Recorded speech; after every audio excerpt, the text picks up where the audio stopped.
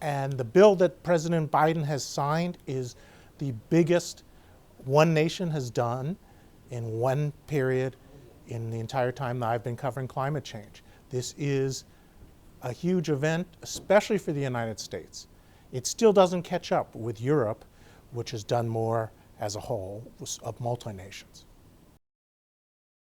This is going to change America's fuel supply eventually. It's not going to be something quick, and it's actually also not going to be something you're going to notice as much. It's being done through an awful lot of incentives, tax credits, subsidies, but eventually your power supply, if this works the way they think, and that's a big if, will start to become greener and cleaner.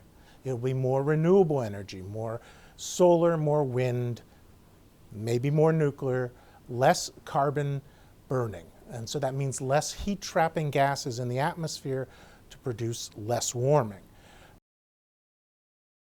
The Rhodium Group did some analysis, and they found that for the average household, by 2030, the yearly energy bill, when you include fuel for cars, heating and everything, and cooling, will be about $112 less than it is now.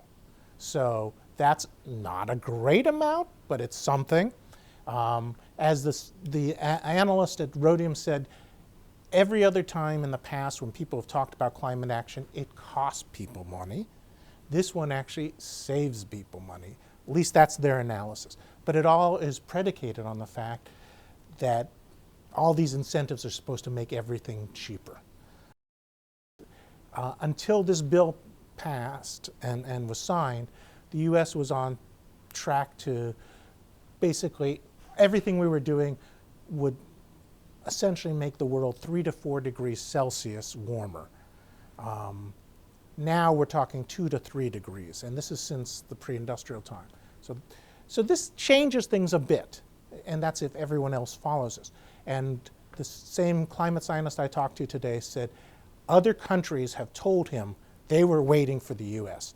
For years, for decades, the U.S. has talked climate action but not acted. So we talk but don't act. This is the first action. And now countries like Chile are going to think about, well, maybe now we can do more. If the U.S., which is this big time polluter, is finally doing something, maybe others will do more. And the big one to watch is China, which is the #1 polluter, and they have often taken the position that U.S. is talking but not acting.